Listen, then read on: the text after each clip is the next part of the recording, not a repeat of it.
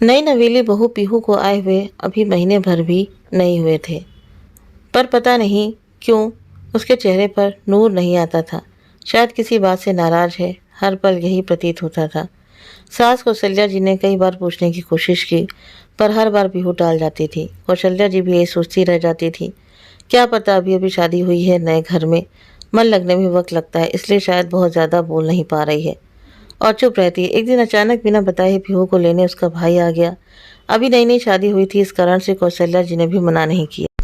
बहू के जाने के बाद कौशल्या जी ने अपने बेटे ओम से कहा, बेटा क्या बात है, बहुत चुप चुप ही रहती है और चेहरे से भी लगता है जैसे कोई नाराज़गी हो। कोई बात है क्या? पता नहीं मम्मी, मुझे तो ऐसा कुछ नहीं लगता। ओम ने जवाब दिया, शायद मेरी गलतफहमी हो, पर फिर भी एक बार मन टटोल कर देख, क्या पता जो मुझसे ना बोल पा रही हो तुझसे बोल दे। ठीक है, जब आएगी तब बात करके देख लूँगा, कहकर ओम अपने ऑफिस चला गया।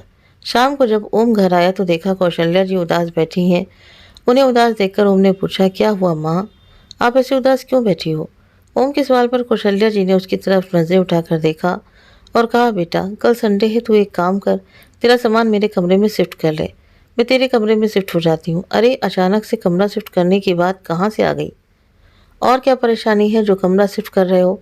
और कौशल्या जी के पास बैठता हुआ बोला, मैं अकेली तो जीव हूँ, तेरे पापा हैं नहीं, भला इतने बड़े कमरे का मैं क्या करूँगी? इसलिए बड़ा कमरा तू ले ले और मेरा सामान तेरे कमरे में शिफ्ट कर दे। अरे माँ रहने दो ना, क्या ज़रूरत है, आराम से रह तो रहे हैं। वैसे भी पीहू यहाँ नहीं है, वो क्या सोचेगी और लोग पीहू के बारे में क्या क्या बातें बनाएंगे। आते ही सास को उसके कमरे से निकाल दिया। ओम हंसते हुए बोला। उसकी बात सुनकर कौशल्या जी चुप हो गई, पर दूसरे दिन उसके पीछे पड़कर उन्होंने कमरा शिफ्ट करवा ही दिया। जब सब सामान कमरों में शिफ्ट हो गया तो कौशल्या जी बोली, बेटा एक काम कर, तेरे ससुराल से जो सोफ़ा आए हैं वो भी यही कमरे में रख ले। उसकी बात सुनकर ओम बोला, माँ तुम्हारे दिमाग में चल क्या रहा है? पड़े रहने दो ना, बाहर मेहमान आएंगे तो बाहर बैठने में के काम आएंगे। अरे पर हमारे अपने भी तो सोफ़े हैं ना, वो रख लेंगे हॉल में। अरे माँ कैसी बातें कर रही हो, नए सोफ़े हैं, हॉल में ज़्यादा अच्छे लगेंगे। नहीं नहीं, बहू के नए सोफ़े हैं, उसके कमरे में अच्छे लगेंगे। उनकी बातें सुनकर ओम एक पल के लिए चुप हो गया, फिर बोला, किसी ने कुछ कहा है क्या? अचानक से उनके सवाल को सुन कर कौशल्या जी झूठ नहीं, नहीं नहीं, किसी ने कुछ नहीं कहा, बस उसे कमरे में रख दो। फिर बोली, आखिरकार सोफे पीहू और उनके कमरे में शिफ्ट कर दिए गए। दूसरे दिन ओम जब घर आया तो पीहू आ चुकी थी। ओम को बड़ी हैरानी हुई क्योंकि पीहू का अभी कुछ दिन आने का बिल्कुल भी मूड नहीं था। ओम नोटिस कर रहा था कि पीहू और कौशल्या जी के बीच में अजीब सा तनाव था। दोनों खुलकर बातें नहीं करती थीं। कुछ दिनों बाद पीहू दोबारा मायके गई। उस दिन भी ओम शाम को लौटा तो कौशल्या जी चुपचाप उदास बैठी हुई थी। ओम ने फिर इसका कारण पूछा तो कौशल्या जी ने कहा, बेटा तू पूजा घर मेरे कमरे में शिफ्ट करा दे, कम से कम सुबह मैं पूजा करूं तो तुम लोगों को डिस्टर्ब तो ना हो। अरे तुम्हें किसने कहा माँ कि हमें सुबह डिस्टर्ब होता है? उसकी बातें सुनते ही कौशल्या जी एकदम से हड़बड़ा गई। अरे वो किसी ने कहा नहीं, पर वो क्या है, मुझे दिखता नहीं है क्या? तुम लोग भी डिस्टर्ब होते होगे। बस तू तो पूजा घर मेरे कमरे में शिफ्ट करा दे। इससे पहले कि ओम कुछ पूछता कौशल्या जी ऐसा कहकर रसोई में ओम के लिए चाय बनाने चली गई। अब ओम के मन में भी हलचल सी होने लगी थी, आखिर कुछ तो है। जब भी पीहू मायके जाती है तभी माँ ये अजीब सी जिद क्यों करती हैं? पहले कमरा और अब पूजा घर। जब पीहू घर पर होती है तब भी माँ और उसके बीच अजीब सा तनाव लगता है। कुछ तो बात है पर माँ बता नहीं रही हैं।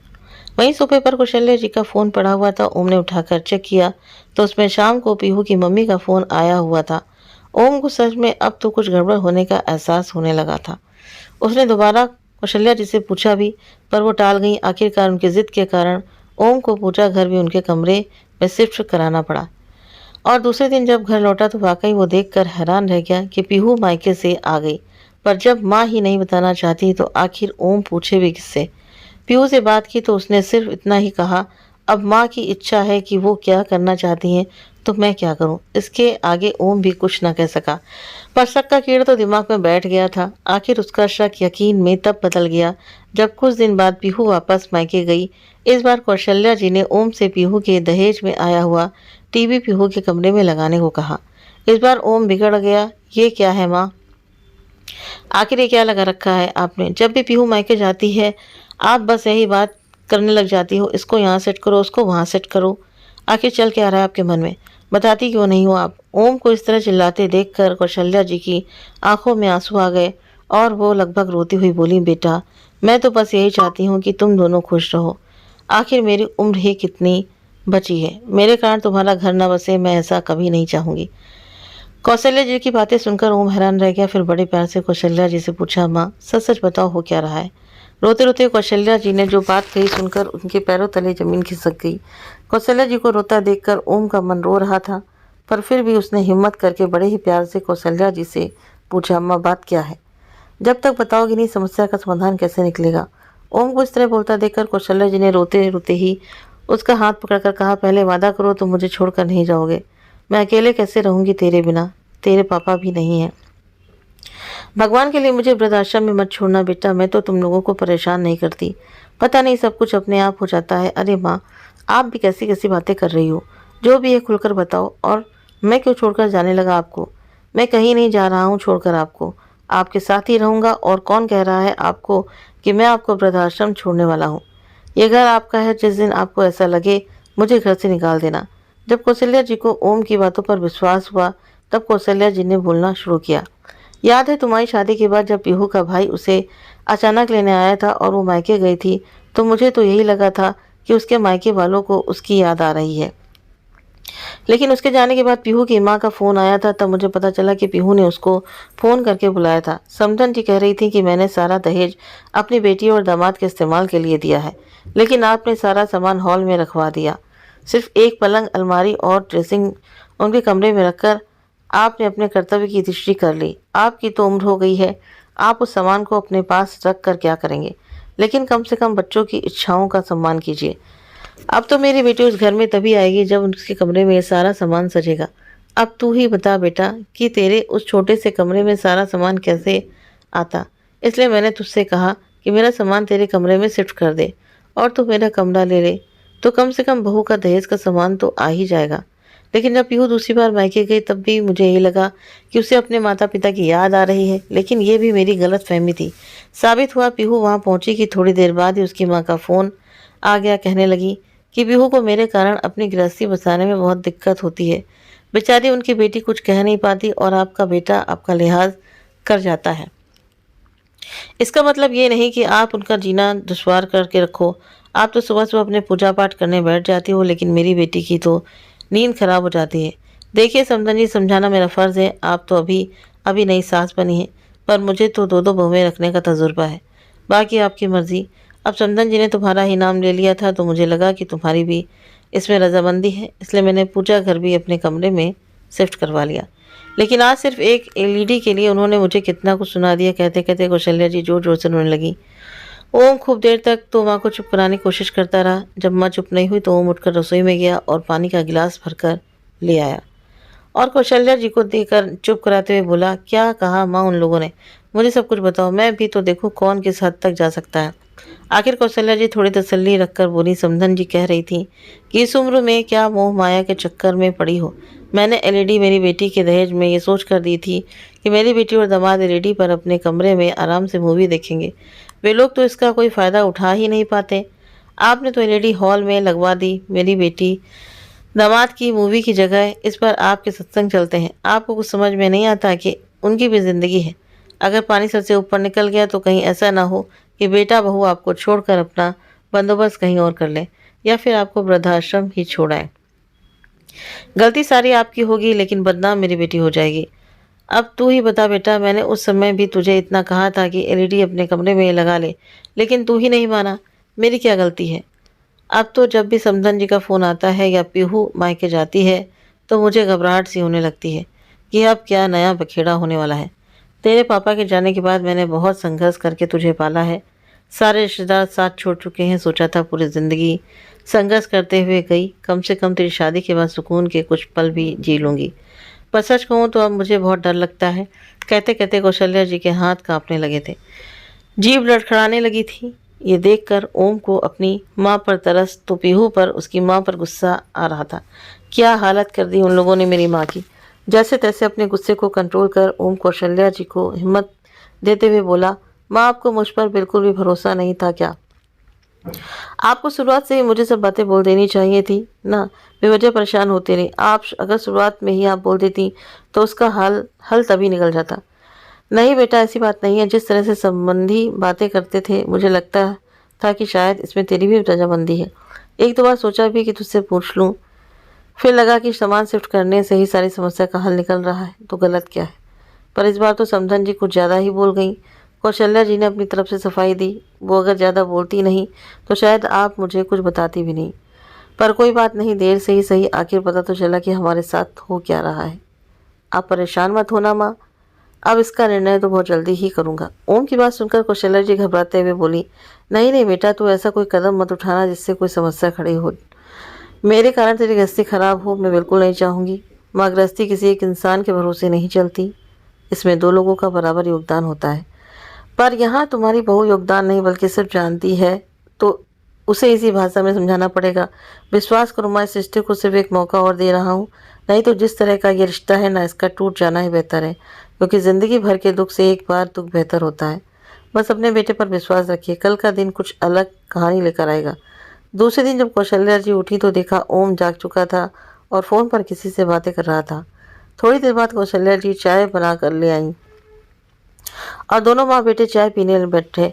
इतने में दरवाजे की डोरबेल बजी। कौशल्या जी ने दरवाज़ा खोला तो सामने 3 लोग खड़े थे। कौशल्या जी ने हैरानी से उन लोगों से पूछा, आपको किससे मिलना है? तो उनमें से एक लड़का बोला, मैडम, हमें ओम भैया ने बुलाया है, आप उन्हें बुला दीजिए तो हम हमारा काम शुरू करें। इतने में खुद ओम बाहर आ गया और आते ही बोला, अरे आ गए आप लोग, चलिए जल्दी जल्दी काम निपटाना है। मैं आपको बता देता हूँ कौन कौन सा सामान उठाना है।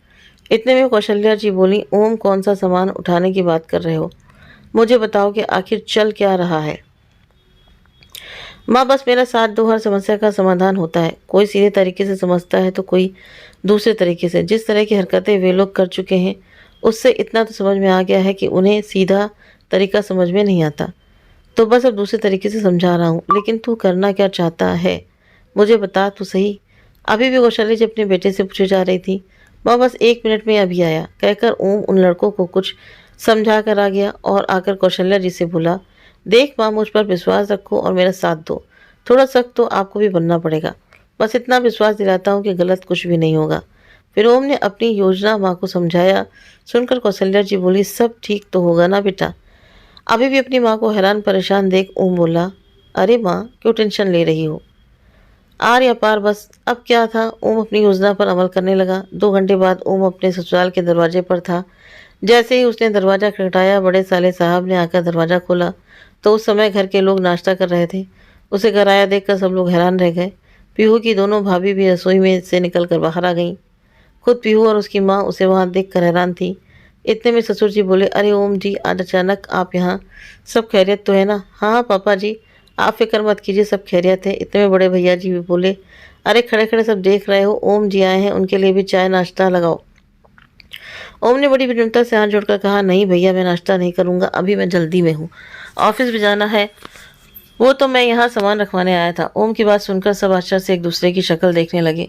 आखिर पीहू की माँ ने कहा, दामाद जी, कौन सा सामान रखने की बात कर रहे हैं आप? उनकी बात सुनकर ओम मुस्कुराया और बोला, वही जो बाहर ट्रक में है। ट्रक में सब हैरान रह गए और फटाफट निकल कर बाहर आए। देखा तो ट्रक में वो सामान रखा था जो पीहू के मायके वालों ने उसे दहेज में दिया था। उस सामान को देखकर घर के सब लोग प्रश्नवाचक नजरों से एक दूसरे की तरफ देखने लगे। वहीं पीहू कभी अपनी माँ को तो कभी ओम को देख रही थी। आस पड़ोस के लोग वहाँ खड़े होकर बातें करने लगे। पीहू की मम्मी बोली, दामाद जी, ये क्या हरकत है? आप भला ये सामान यहाँ क्यों लेकर आए हैं? यहाँ ये सब लाने से पहले आपने एक बार भी नहीं सोचा कि हमारी क्या इज्जत रह जाएगी? देखिए बाहर सब लोग खड़े होकर कैसे बातें कर रहे हैं। पीहू के पापा भी बोले, दामाद जी, ये सब क्या है? मुझे तो अभी भी कुछ समझ में नहीं आ रहा है। ओम हाथ जोड़कर समझाते हुए बोला, देखिए ससुर जी, ये दहेज आपकी बेटी का है जिसे आप लोगों ने दिया है, लेकिन वो घर तो मेरी माँ का है जो मेरे पिता ने बनवाया था। माँ ने साफ कह दिया है कि या तो तुम अपना नया मकान खरीद लो या फिर जिसका दहेज है उसके घर पहुँचा दो। मेरे घर में दहेज के लिए कोई जगह नहीं है। आखिर जब से ये दहेज घर आया है मेरा चैन और सुकून खो गया है। तभी बीच में पीहू की माँ बोली, आप कहना क्या चाहते हैं? साफ साफ कहिए, आखिर समस्या क्या है आपकी माँ को? ओम मुस्कुराकर बोला, बस यही सासू माँ कि अगर दहेज में आप मकान भी दे देती तो आपकी बेटी को थोड़ी सहूलियत हो जाती। उसे यूं परेशान नहीं होना पड़ता और उसे बार बार मायके आकर नहीं बैठना पड़ता। ओम की बात सुनकर ससुर जी बड़े भैया सासू माँ को घूर कर देख रहे थे। वहाँ दोनों बहुओं की नज़र भी सासू माँ पर ही टिकी थी। सासू माँ ने तो चुप रहना ही ठीक समझा। आखिर उनकी पोल जो खुल रही थी वो भी बेटे बहू के सामने। उन्हें समझ में आ गया था कि ओम को सब पता चल चुका है और इस बार समधन जी भी थोड़ी सख्त हो गई है। लेकिन इतने में पीहू भी बोली, मेरे माता पिता की इज्जत की कोई परवाह नहीं थी जो आप उनका दिया हुआ दहेज का सामान यहाँ लेकर आ गए। ये भी नहीं सोचा कि मेरे माता पिता के दिल पर क्या बीतेगी। बैठकर भी तो बात की जा सकती थी ना। उसकी बात सुनकर ओम बोला, अच्छा बैठकर भी तो बातें होती हैं क्या? मुझे तो पता ही नहीं था, क्योंकि तुमने कभी हमसे बात ही नहीं की। जब भी कोई समस्या होती तो मायके आकर बैठ जाती थी। पीछे से सासू माँ फ़ोन करके मेरी माँ को परेशान करती थी। यहाँ तक कि मेरी माँ को धमकी दे डाली कि उनकी बात नहीं मानी तो कल को बेटा बहू अलग हो जाएंगे या आपको वृद्धाश्रम छोड़ाएंगे। तब तुम्हें मेरी माँ के बारे में ख्याल आया था। अब पीहू से भी कुछ कहते ना बना, पर अब घर में सबको पीहू और सासू माँ के बारे में पता चल चुका था। आखिर बेटी कैसी भी हो, आखिर है तो बेटी ही।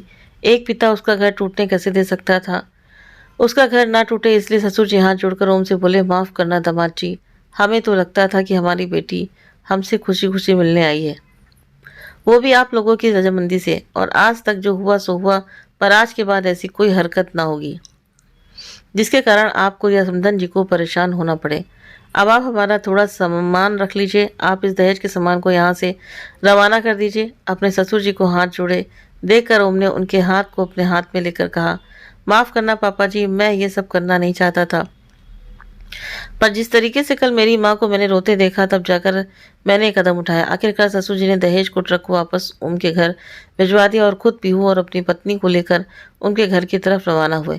वहाँ जाकर समधन जी से माफ़ी मांगी और भविष्य में ऐसा नहीं होगा, ऐसा उनको आश्वासन दिया। तो दोस्तों, क्या ओम ने सही किया? अपनी राय कमेंट बॉक्स में ज़रूर बताएं। अगर आप सभी को कहानी पसंद आई हो तो वीडियो को लाइक करें, शेयर करें और हमारे चैनल को सब्सक्राइब करना ना भूलें। मिलते हैं आप सभी से नेक्स्ट वीडियो में नई कहानी के साथ में। Thank you.